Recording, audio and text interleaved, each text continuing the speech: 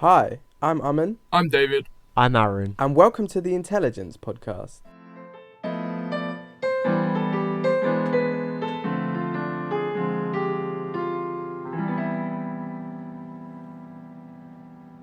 Welcome to the third episode of the Intelli-Gents podcast. There's been a lot going on in the news recently, what with Rishi Sunak's new budget and Google's cookies. So, without further ado, let's get right into it. Right, so let's start with Google's situation regarding their tracking services, cookies, right? Aaron, what do you know about this situation? Yeah, so recently, a few days ago actually, Google promised to drop personalized ad tracking via their cookies.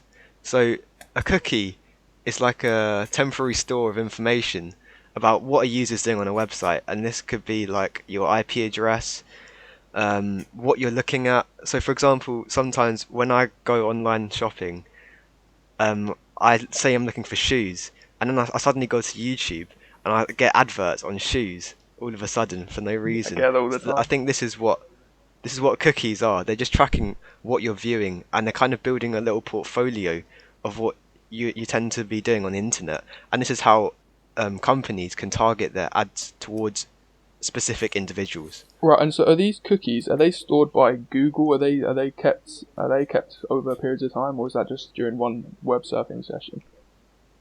I think they are kept over time by Google, but I think they can. Other companies can use these cookies that Google do store, Right, so but it's Google share temporarily this stored in Google. information as well with other companies, right? Yeah. I've heard a little bit about, because I always thought that, personalized ads was a good way, essentially, to kind of find what the consumer really wants. Do you know what I mean? Like, kind of having there's that. another side to that argument though, that they're tracking exactly what you're looking at and they can see where you're going and what you're doing. I know, but like, I don't know. I mean, I've always been a guy who's just like, yeah, this is cool, because if you think about it, if I'm looking for shoes and then they recommend me really cheap shoes, I'm like, wow, that's exactly what I wanted. Do you know what I mean? Yeah. But I understand Yeah. the counter. It's a bit of a privacy issue.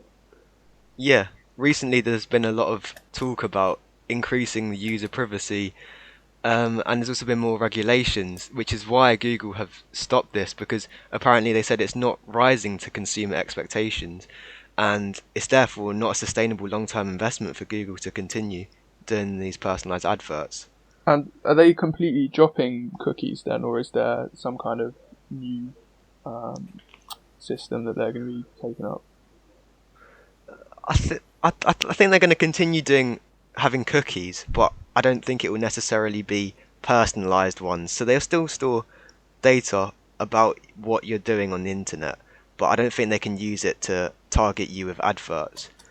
But the weird thing is there have been alternative ways to get around these personalized cookies, such as, like, I think some companies they collect mundane information about people, like the device type and like your browser version, your IP address, and even like your installed fonts.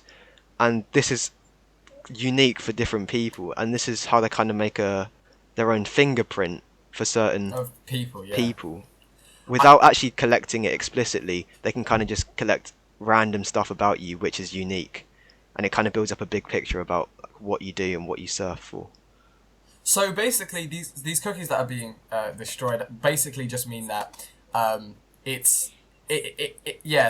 stores essentially what their like main interests are. But the thing is, I don't really think there's going to be a massive change, because Google still have like a lot of information on their users, because they're required by the UK government, as well as other web service providers, to store their to store their search histories and everything. Do you know what I mean? So Yeah. they still have access to that. Do you reckon they'll start using those sorts of things to kind of target people with, like, in terms of their interests?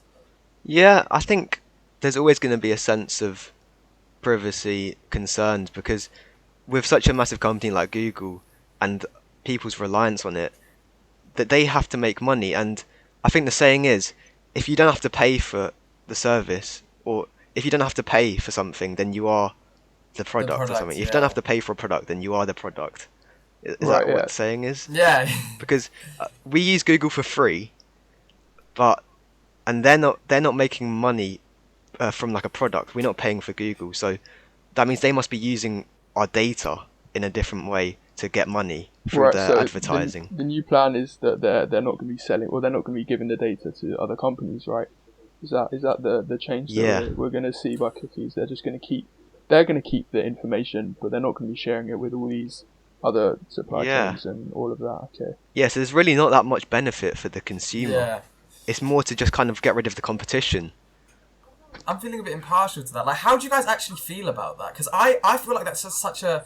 I don't know, it makes everyone worse off. Like, getting recommendations is so useful, especially on websites. I know that it's a bit invasive, but, like, if you're looking for a car and then it recommends a car website, then obviously that's, you know what I mean? I don't understand Yeah. how people Yeah. can be so kind of nervous about that. I understand when...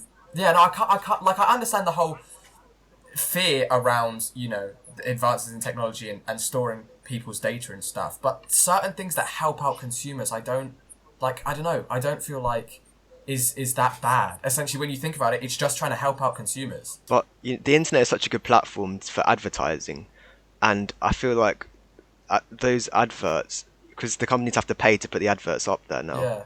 or just to advertise anything, you have to pay Google to put you to rank you high up on the search page. So by kind of getting rid of the competition, Google's kind of establishing itself as more powerful, and it's just kind of giving themselves more power. And I don't think there's honestly much benefit to the consumer at all by this new update from Google. Right. So moving on, what was it? Tuesday we got the new budget from Rishi Sunak. Tuesday, Wednesday, yes. Wednesday. Yeah, it's insane actually. When you think about the changes, I think this is an amazing handling of the situation that we're currently in. He's come under a lot of backlash from Tory MPs because of his, and I'll talk about this as I go on, of his corporation tax policies. But honestly, I feel like it's the only efficient way to deal with this, and it's actually really weird because it's not really a kind of Tory stance that they usually have on these sorts of policies. But anyways, let me get into it. So, in terms of businesses, right now, at the moment, Rishi Sunak is kind of concerned, and as we all are, we're kind of seeing the light at the end of the tunnel. You know, we've got the vaccine rollout, people are going back to schools, lockdown is ending, he wants people to start spending again, right? So he's trying to increase business investment because an increase in business investment will hopefully lead to an increase in jobs. And what he's done is he's basically provided a tax relief for businesses, saying that if you invest, however much you invest, right, in your business, so that could be, I don't know, buying new machinery, hiring, like training schemes, whatever. However much you invest, 1.3 times that price. So, for example, if I invested, I don't know, 70, if I invested 70 quid, right, I would get 1.3 times that taken off of my taxes. So of my corporation taxes, I'd get 1.3 times that taken off. So so that's like £91 taken off, which was just for a £70 investment, really. So that's really smart in itself. I think that's going to start. I think that might end in 23, but he hasn't really given an end date on that. Also, he's really trying to promote businesses as well because he's increased. He's extended the VAT cut for the hospitality sector, which was 5%, and it's staying at 5% till September. Right, so the whole summer can be spending again, essentially, as similar to what we saw last September, but I guess a lot more now because a lot less people are scared because we have the vaccine and everything. And he's also trying to support the people who were hit kind of the heaviest in coronavirus. You have the 6K grants for non-essential retailers and the 18K grants for pubs, gyms and restaurants. Pubs, gyms and restaurants, I know they were hit very hard. My only fear is that that's really not a lot to recover. For example, my local gym, I know that he has lost a lot more than 18K, you know. But at the same time, it's really hard to kind of, I guess spend because we're already in debt And one of Rishi Sunak's concerns is kind of, having enough spending that the debt is still manageable in years to come. So, am I right in saying that Rishi Sunak has tailored this year's budget towards helping people recover from the pandemic, right? Yes, mostly, there is a bit of controversy over his handling of universal credit. So he's extended it by £20 a week, so like £20 more a week. But that's going to end at the end of September, and people are a bit annoyed that it's not till after September as well. But yeah, I definitely trying to get people on the right side of things. He's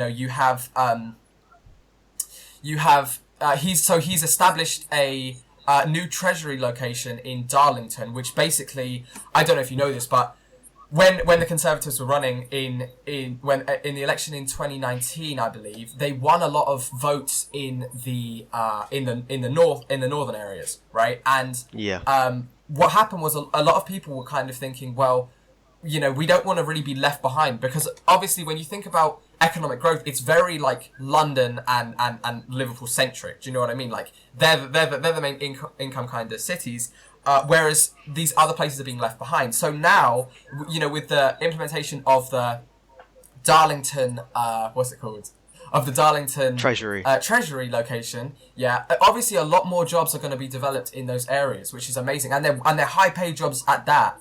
They're getting more in line with their goals, which is insane, because one of the things is that they've been a bit offset from their goals because of the pandemic, and now kind of getting back onto it, weaving it in line with the recovery from COVID is really amazing to see. What would this treasury do? What is the purpose of this treasury in Darlington?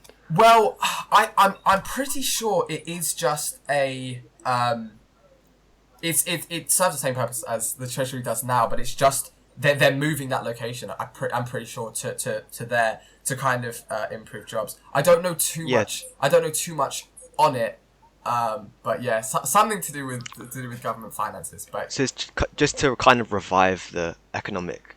Area, exactly, which is insane. That's exactly what those people wanted, and I guess, I think it's a really smart move, especially, and you also have stuff like 8 new free ports which have been established, which is amazing, because that in itself will increase business investment. People will have places to store, and these free ports have like I think no stamp duty, and they have a tariff reduction, which is insane.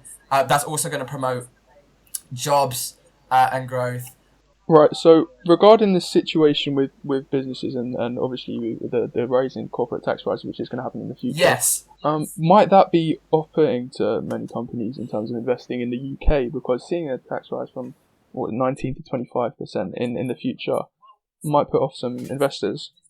So here's the thing, and I was thank you for touching on this, because I was just about to, but the thing about the tax, right, is of course but you have to think, like, I think that in terms of our recovery, right, we're already seeing a freeze in personal income, which I'll talk about briefly later, but this corporate tax rise, right, will raise £17 billion per year, right? It's going to be imposed in 2023, and I feel like, definitely it's going to be very off-putting for companies. We might see a lot more remittances. We might see a lot more businesses move abroad and then transfer their profits over here after they. But honestly, I feel like that's kind of a long run issue. If you think about it, they're kind of gonna. I feel like it's definitely not going to stop the taxing now, right? Because the taxing now is still a cost, even though it's short run. The tax now is still a cost to these businesses. These businesses have been hit, and they want to kind of get back on their feet as quick as possible. So therefore, they're more likely to start investing. Because if they kind of get ahead of that curve, they can make a lot more profits and less taxes less taxes being paid now. I know that they will be hit. However, a lot of people were kind of scared, and because a kind of 19 to 25% jump is huge, and it really goes against Tory values. Tory values have kind of been pro corporations, but reading up on it, I've actually found that a lot of businesses that have been hit hard, so the ones that are making, up to or less than 50k annually, 70% of those businesses will still be liable for the 19% corporate taxes, and really the only ones who are actually going to have to pay the full 25% of corporation taxes are the businesses that earn well over 250,000 in profits anyways, right? So that being said, these are already the kind of super rich big corporations that are being taxed, and this is insane because seeing this from a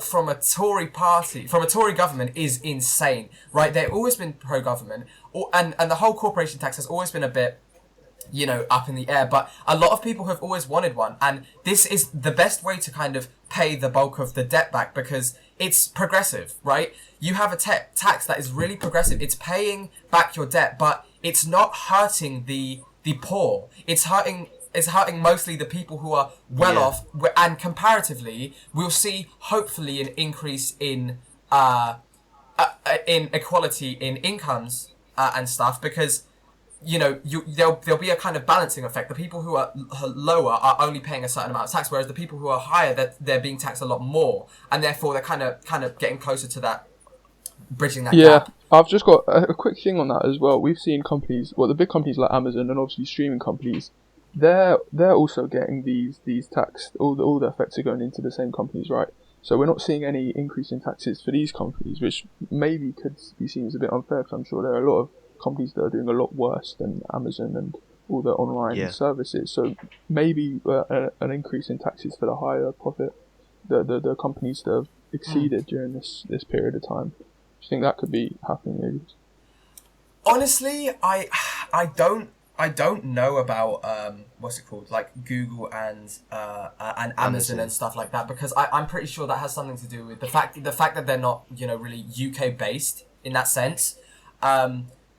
I mean, we kind of all want an increase in taxes, but for the most part, I feel like an increase in taxes, especially when you have profits over 250k, isn't too much to ask for in itself, because you're already doing the best. And bearing in mind, this is taking into account if these businesses have recovered. So, for example, even though it could be like a really it could have been a really, really fruitful business back in the day, if it's still lacking in terms of its profits and it still doesn't make the 250,000 per year or higher, then obviously, it won't see the higher taxes. But the problem with Amazon and Google has always really been a problem in the UK in terms of taxes. But that's another issue in itself. Aman, you talk about how the lower class population, gym owners, small business owners have benefited, will benefit from this new budget. Yes. Who do you think's going to be losing out the most? Well, what group of people? This is a bit weird, because I guess you can still claim that it's the lower businesses, because whilst I don't know, well, actually no, you know what, I would argue that it is the top, because in terms of losing out, as opposed to, if you're looking at current situations anyways, in terms of losing out, I would say the big corporations, right? The bottom businesses will kind of be affected, but the effects will only be pretty low. The only thing is that the people living on benefits, the rises. So, for example, the rise in standard allowance has only risen to £324 and 84p, which isn't really a lot. But I mean, an increase is still an increase, and you have the whole extra £20 a week. I feel like the poor, the working class, and they're still gonna be affected, especially when you think the whole point of this was to kind of increase consumption, increase consumer confidence, right? Because our economy has really been lacking, and trying to get people to spend. And so the fact that the extra £20 of universal credit, the fact that it's not going to be continued after the end of September, I feel like a lot of working class people are less likely to go out and spend, because that's the thing, that their confidence is most likely not to rise, because they'll see that it's limited, they'll see that it's only ending in September. So I feel like really the big businesses definitely will pay, but also a lot of the poorer people really do you think the new budget's kind of kicking the can down the road with regards to the benefits and universal credits? As in, do you think he's just delaying it until September, and then he'll make another announcement? He's just putting it off, I guess. He very much could. I'm gonna be honest. He very much could. I feel like one of the things that we've seen Rishi Sunak do, and I'm kind of grateful for, is that he I guess he does stuff and then he waits to see their effects, and it's very likely that he obviously doesn't want to overwhelm the UK with debt, right? He doesn't want to do that. He's already, and that's one of the things that we're seeing with this corporation tax rising that's going to be in effect from 2023 onwards, is because he wants to see the economy recover, right? He's already claimed that when you're comparing the debt of the UK, the only time period you can compare it to is after World War II. That was, it's kind of comparable of our debt, which is true. We've been hit quite hard, with government spending. Also, the extension of furlough till September, I believe. Dave, is that right? September? Yeah, it's until the autumn. We've got a while left on that. Yeah. I think it's until June they're keeping it the same, and then gradually from June to September. Yeah, I think the government are going to pay less. I think they're going to pay 2/3. So at the moment, I think they pay 80% of wages now, and then they're going to change it to 2/3. Honestly, I think that's the best way of really doing it, trying to get people back in. But one of the things as well, which I've talked about a lot, is the fact that they're extending the furlough scheme. Now, this is quite good because what it means is that it's kind of masking the figure of unemployment. And now, when everything's opening up again, because they're going to see the unemployment figure is going to be relatively low, it's not reflective, because obviously when people go back to work and they realise that their businesses actually can't support them and they're made redundant, then obviously we're going to see a lot less consumer confidence, because people are going to see these unemployment numbers rising and therefore are less likely to spend their money. But at the moment, because the furlough's been expended even more money is coming to these people's pockets who get to sit home and do nothing. And because they're sitting home doing nothing, they think, okay, that's awesome. I can now go outside and spend and do stuff for my day, right? And therefore that's aiding other sectors in itself. I think that's so clever. However, it does kind of put the after effects, the what am I going to do after furlough ends, to the back of people's heads, which is a bit dangerous. But we don't know what's plans for after September. That he might have a new job support scheme that was planned in like before October or something, Yeah, we'd hope by September as well. What vaccines are the exactly done for all adults by, what was it, July, I think it was. So you would have thought September, okay, everyone's been vaccinated, or obviously that's not a complete total end of the coronavirus, but you'd think that by September, companies and workers would be able to go back to normal, hopefully, or some sort of normal at least. Yeah, most of the sectors should be able to go back to normal. Hopefully. And especially with these business grants in, we'd hope to see quite a lot of action going on straight away. And that's the thing, that's one of the things as well. I think it's really great having you have the implementation of these high taxes in 2023, right? And you have this kind of this tax relief for if you pay however much, we'll give you 1.3 times that off your taxes, right? They have that, and if you think about it, it's a very small window. That's 2 years where businesses now are going to be trying to invest as quick as possible, which is amazing, because whilst they're trying to invest as quick as possible, hopefully it's gonna lead to an increase in stuff like, so let's just say they expand their businesses. Well, now they're going to need more workers. So when furlough ends, let's just say these people are fired, they are now going to be able to go into these new workplaces, right? There's always the argument of their loss of productivity after a long period of not working. It's probably going to take a while for people to get back to. That is fair, but I feel like to an extent it's like what can you really do about that? That's going to be inevitable anyways, really. But I feel like in if you think about it logically, like that, what he's doing makes the best sense. I know, kind of rushing to get people to off of furlough immediately, but then obviously you're not going to see many people investing, and when not many consumers spending, and when not many consumers spend, then businesses will be even less likely to invest, because they'll be like, okay, so not many people are spending. I don't really want to. I want to be more, kind of cautious with my money. I want to save it. I don't really want to spend it on reinvesting into the company, because I might, make. If there's no demand, you wouldn't want to sell anything, would you? I feel like it's quite clever. Also, one of the things I just wanted to touch on was the whole the supporting for the people. I always thought this was really cool.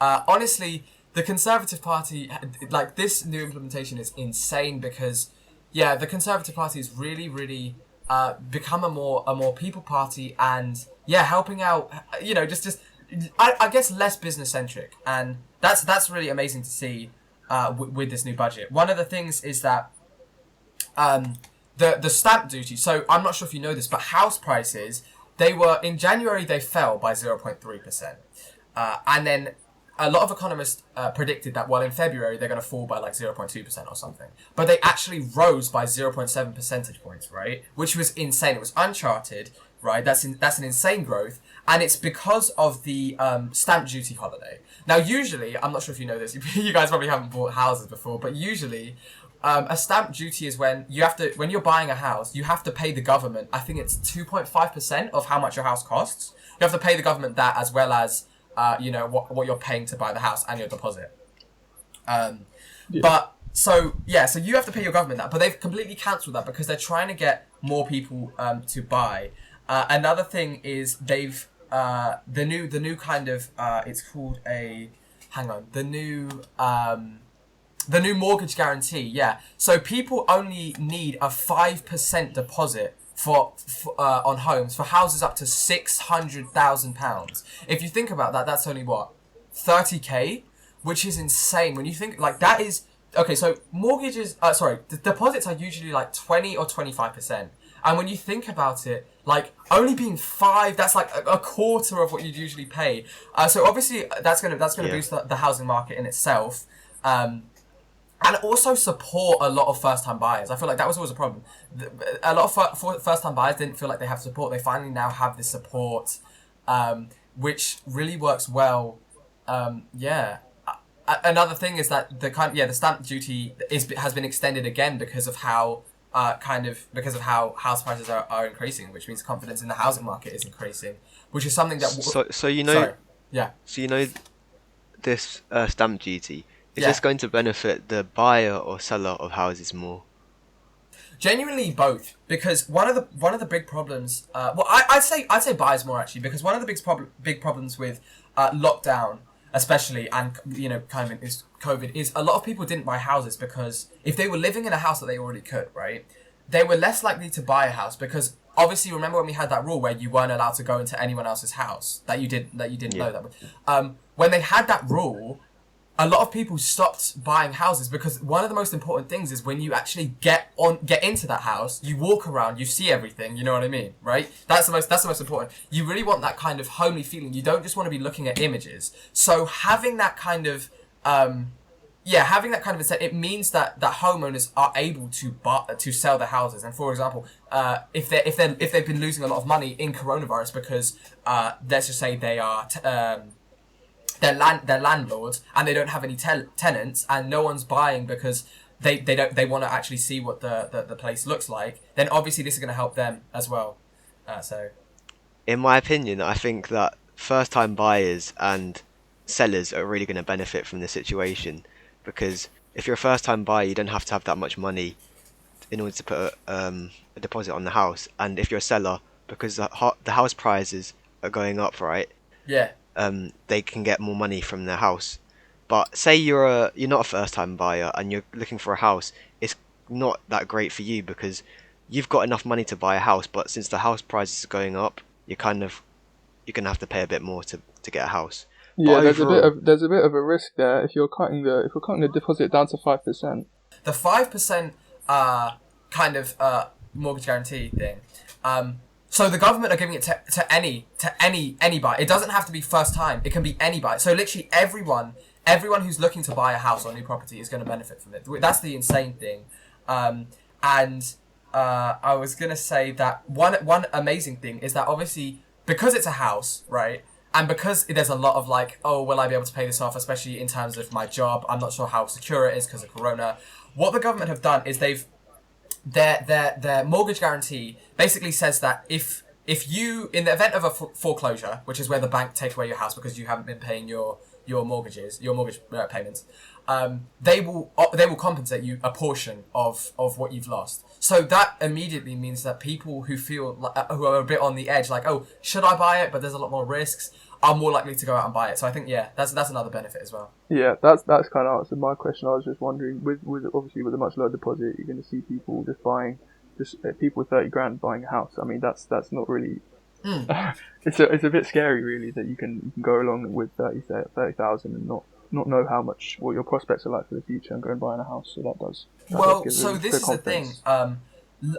So I was talking to a friend of mine the other day, and I was saying, well, listen, surely this would lead to something like the global financial crisis, because exactly back then a lot more people were spending above their means. They were buying these houses that they couldn't pay, but because the deposits were so low, they could essentially get a mortgage for them, but they couldn't repay them because their wages just didn't meet. But basically, and I was reading up about this as well, that the government or the banks, anyways, whoever you buy it from, they check if you can afford it. So they do. I think it's like if it's like a background couple. checks. If you're buying it with like a couple, they'll do like your income plus whoever else's your spouse's income times a certain amount to see if you can pay it within these years, and only then will they give it to you, which I think will prevent a similar occurrence, really.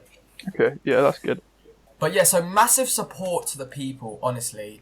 The raise in corporate taxes has seen a lot of kind of backlash because, the Tory party has always been a corporate kind of heavy party. But I'm really happy to see that Rishi Sunak has really, really backed this. You know, that's insane. Obviously, a lot of people are nervous in the economy, and we kind of have this the security now, and we're seeing the light at the end of the tunnel, which is the most important thing. So yeah. Right. Just before we move on, did you want to have a quick touch on the income tax, the system regarding that? I think that's quite an important one. Yeah. So one of the most controversial things that came out of it was the fact that the personal allowance thresholds are being frozen for. I'm pretty sure it is. Bear with me. They're rising them slightly, aren't they? And then they're freezing them. Yes. From later on this year, I think, at some point. Yeah. And it's going to generate about 8 billion a year, which is a lot. It's going to. But basically, yeah. So what that means is usually you get like the standard tax code is like 1250L, which means you receive £12,500 before tax, right? So that's the money you get, which isn't taxed. Everything you make beyond that is taxed, right? And I think it's like 20%. But basically, that number is supposed to rise with inflation, because as inflation rises, wages also rise, and therefore the value rises, because otherwise people would be shifted into other brackets. Now, the fact that this is freezing means that if people are like on the edge, so let's just say, I don't know, you're earning like, I think the threshold is, what is it, 200k, or is it like 240k? The highest one, I'm pretty sure, which is like 40%. Anyways, if you're earning like a bit under that, if you're suddenly shunted into that bracket now because they've frozen, you're now going to get taxed a lot more. But honestly, I feel like it's the only way to really combat taxes. Combat the debt in a way that's not completely invasive. Like personal taxes, a lot of people will not really notice it, and a lot of people have what's it called? Like a lot of MPs have come under backlash for this new policy because they're saying, well, you know, inflation is really going to affect it. But I feel like it is the only plausible way to get out of this. And also you have to think about it this way, right? It's only gonna it's gonna be such a progressive tax because it's only gonna hurt the top earners even more, essentially. You know what I mean? But to an extent, I understand like certain parts of it. If you think about it, if the purchasing power is increasing and therefore, is falling and therefore you have to get paid even more. I think it only makes sense really after all this generous furlough scheme. I think it's fair to be true. Introducing this new freeze of the tax balancing. Yeah, we've definitely seen a shift from the Tory party to the left, especially after taxing these corporations, and they're being more harsh on those people who might have benefited during the COVID pandemic in order to help out those who are less fortunate. Yes, yeah. David, so in terms of the AstraZeneca, Italy, I believe, has blocked it. Do you wanna touch on that? Yeah, that's right. So it was 250,000 vaccines, the Oxford AstraZeneca vaccines, were blocked from Italy to Australia, and the reason that's happened is because obviously towards I think it was earlier in February, we saw a lack of supply by the Oxford AstraZeneca from the bloc. So they were supposedly getting 100 million doses, but only managed to supply 40 million. So obviously there's a massive lack of supply there. So realistically, Italy is now behind. France is all behind. Much of the EU is behind on their supposed vaccine supply. So what Italy did is they blocked the vaccine rollout to Australia because they argued that Australia, I mean, it's not really connected to much of the rest of the world. It's out on its own, and they've done pretty well at handling it. So obviously Italy thought, okay, they're not free vulnerable. We can block those transports, and we can instead take them for ourselves or other EU countries.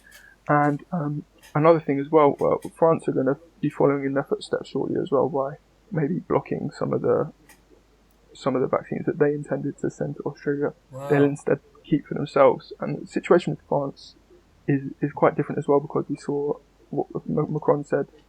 Over 65s were barely affected by this vaccine, so he had a slightly different plan when he first started out, but now he's seeing, he said that without much evidence, so now he's kind of making a U-turn, and he's now going heavy with the vaccines. How has Australia responded to this block of the vaccine rollout? Oh, obviously they're going to be quite annoyed that Italy have restricted their vaccines, but I think they're doing quite well. Obviously, Australia and New Zealand, two countries are quite far out of the way. They're slightly annoyed, but I think they're not surprised. They're not surprised that they did that, because obviously at the moment no one really knows what to do.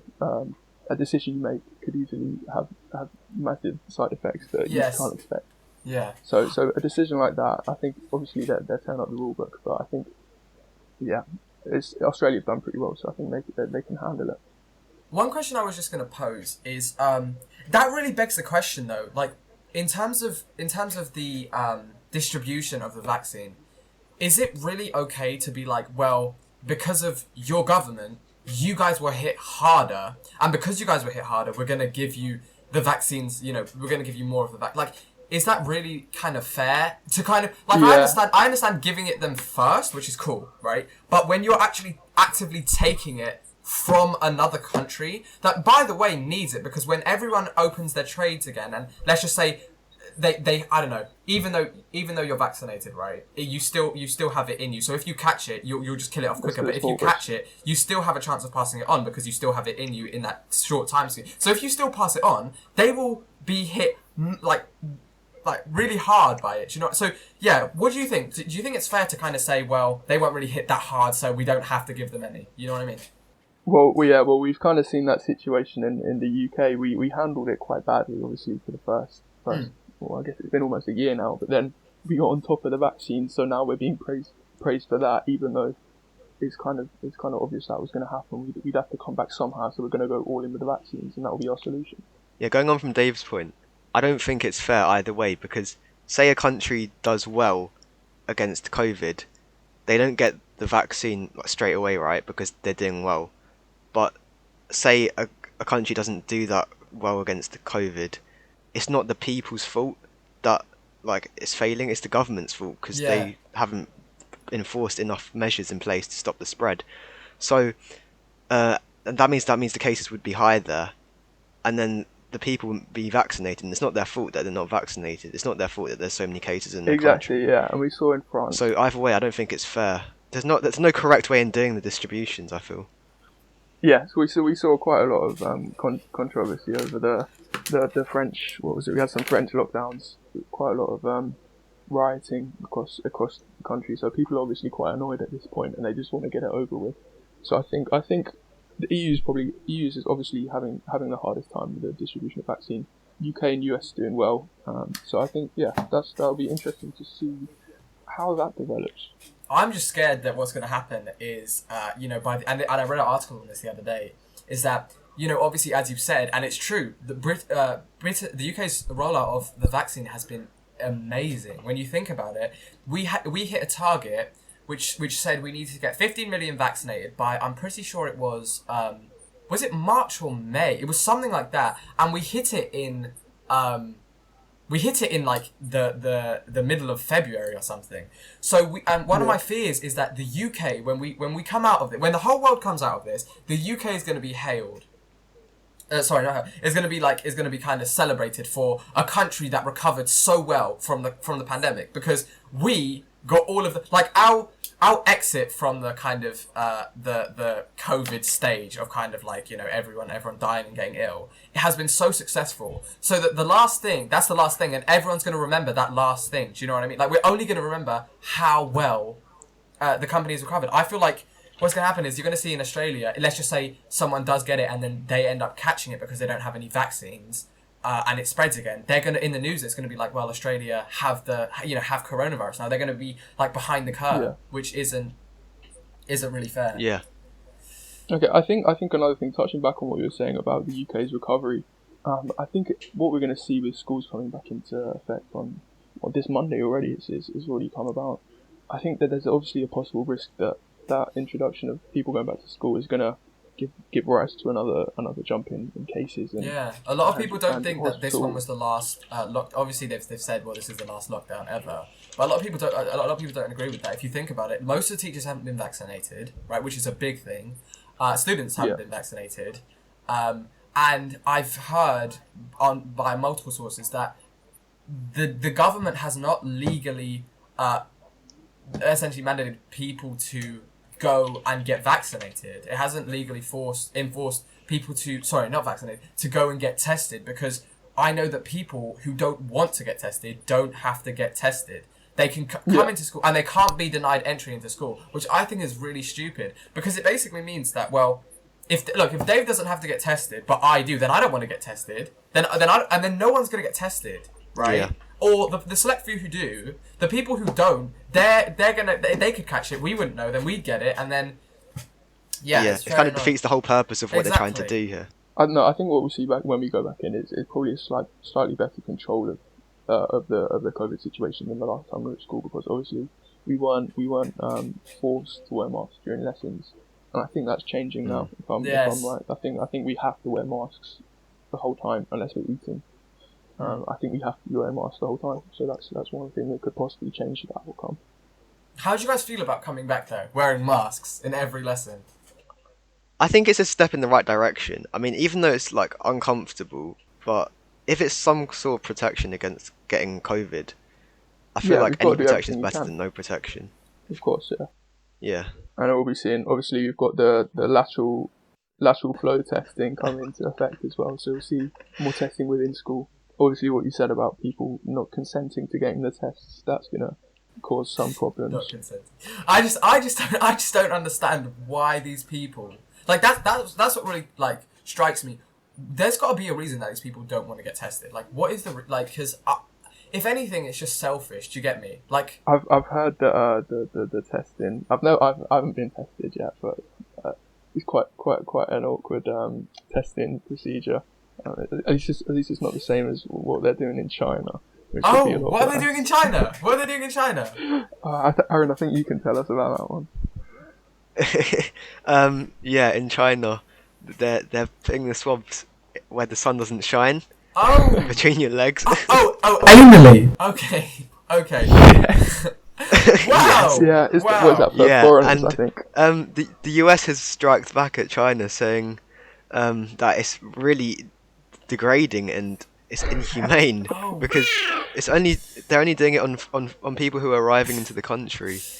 And honestly, I don't think it's necessary. If they have tests which can be performed nasally, I don't see why you need to do it. I don't know why you choose to do it up. Wow, that would be painful. I don't know. Is it painful? Is it painful? Do you know of anyone who's been tested in that way? I assume it would be painful. Yeah, but honestly, I don't get it, because if COVID is a respiratory illness, it should be like in your airways, right? Oh, I guess it's just the flesh down there. It's more like the flesh inside your mouth, isn't it? Something like that. Yeah, exactly. Well, if anything, I'm not sure. If anything, hopefully, it's gonna mean that less people go to China, which means that less people are gonna be traveling abroad, which is cool, which will stop the flow.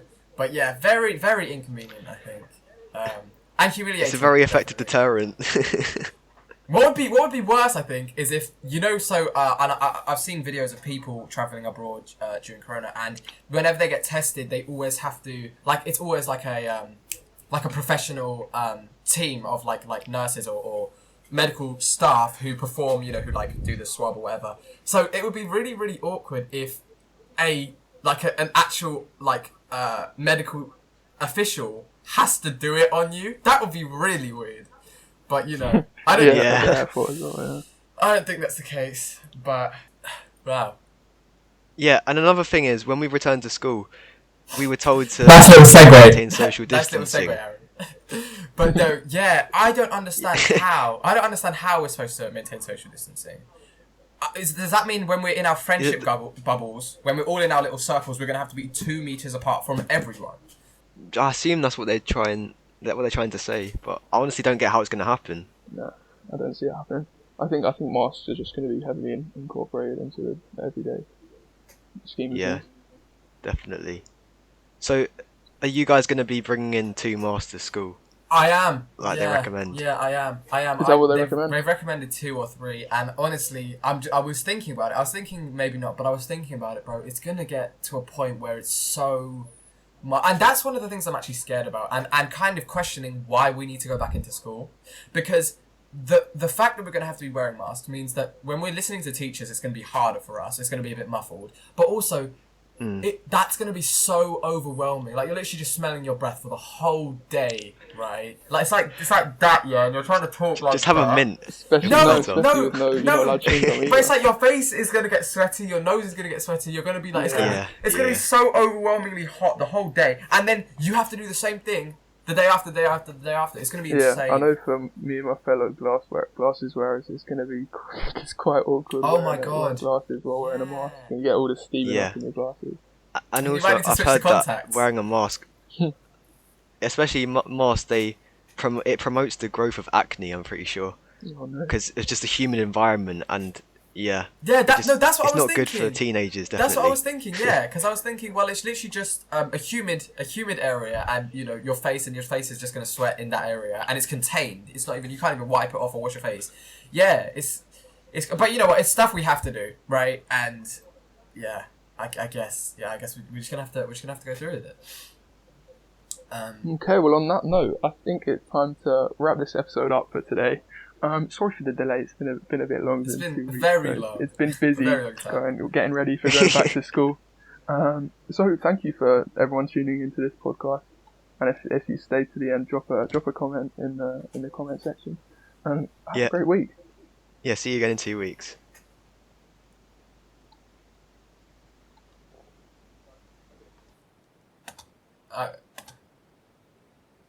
Is it?